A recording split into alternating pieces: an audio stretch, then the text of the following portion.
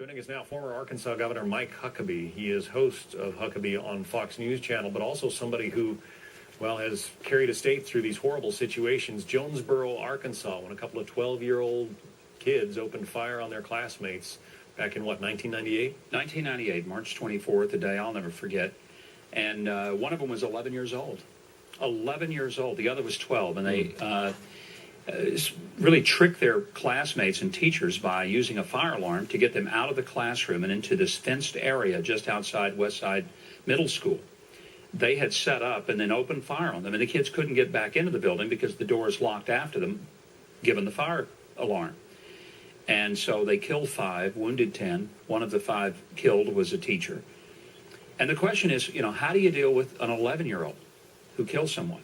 And the truth is, it never occurred to anyone in the first 130 years of our state's history that we needed to have a law that said it was wrong for an 11-year-old to commit mass murder. Because they went to juvenile. They were adjudicated as juveniles, which meant they could only be held under Arkansas law to the age of 18. They wouldn't have any criminal records after that. Federal law would let us keep them to 21.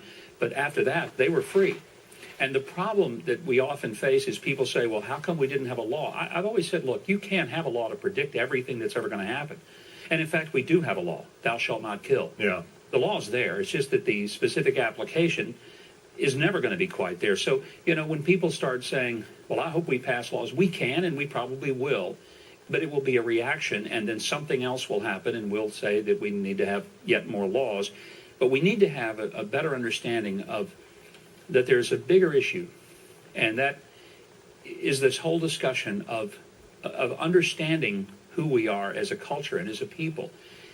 There's no simple answer to this. We're going to talk about everything from guns to Asperger's and a whole host of things, all of which should be a part of the conversation. But if anybody is looking for something magic or simple to fix this, they're looking in vain. Yeah, Rudy Giuliani was just on with me last hour, and he said there is no one solution. No, there's not. It is a cultural problem. It is a cultural problem, and a lot of people are going to dismiss that. But let me give an example. And I said this earlier on Fox and Friends.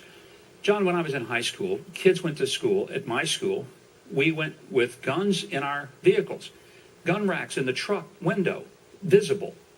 Guns on the school parking lot. Because people hunted before school, they hunted after school.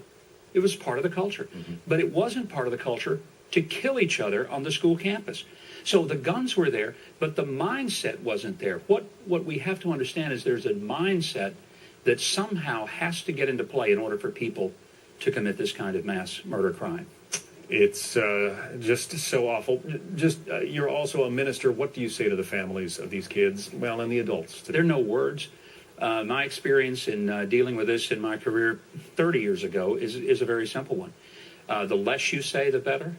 The more you hug people, get close to them, put your arms around them, and shed real tears with them. I think what the president did yesterday at the podium was the most powerful thing he could have done. Mm. He shed tears. He did what, go to the New Testament, the most poignant yet shortest verse in all the Bible, Jesus wept.